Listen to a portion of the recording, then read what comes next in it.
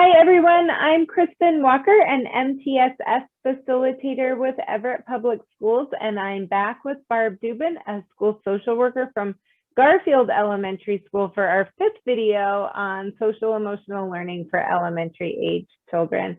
And in this video, Barb, you're going to talk to us about kindness check-ins and the importance of taking that time to check in around feeling like you're kind. Yep. When kids, and actually all of us, but when kids have the opportunity to reflect on doing kind things for other people, they actually feel better. And there aren't a lot of things we can control when our schools are closed or when we were in lockdown, but having kids to find things that they can do right within their home that are appreciated by other people is a very powerful mechanism for self-esteem. Think of a time you did something nice for another person. It makes you feel warm inside and good about yourself. Families can look around their home or their neighborhood for helping opportunities. At Garfield, we made paper chain where each time a student did something kind, they made a link in a chain, and then they hung the chains up around the house, recognizing and visually being able to see, wow, I did all those kind things for people, and then having people talk about the way it made them feel. Like, it really made me feel great when you took out the trash without asking today. Thank you. That gives a kid a warm feeling inside. There's another resource that is right here called Have You Filled Your Bucket Today?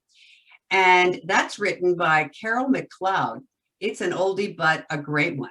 And the premise is that we all walk around with invisible buckets. And your bucket has one purpose. It's to hold your good thoughts and your feelings about yourself. So we're happy when our buckets are full, and when we do something nice for one another or for another person, our buckets get a little bit more filled.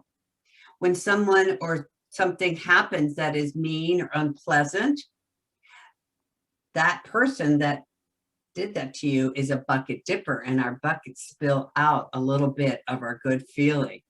So this story is a wonderful way to explain kindness and why it's important for both the person receiving the kind act and for ourselves to feel good about ourselves.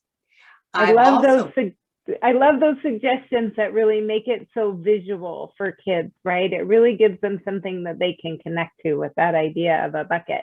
Yeah, and there's in this other picture here, Brandy has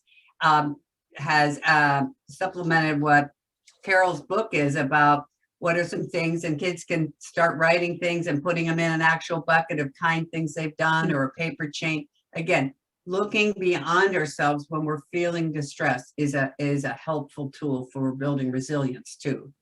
In the next slide, I've included a couple of kindness videos, which are just very dear, and it talks about, and the kindness video talks about how kindness can spread and how that it's kind of like the bucket, but also about how kindness can spread and be far-reaching. Those are great. Thank you for sharing those resources.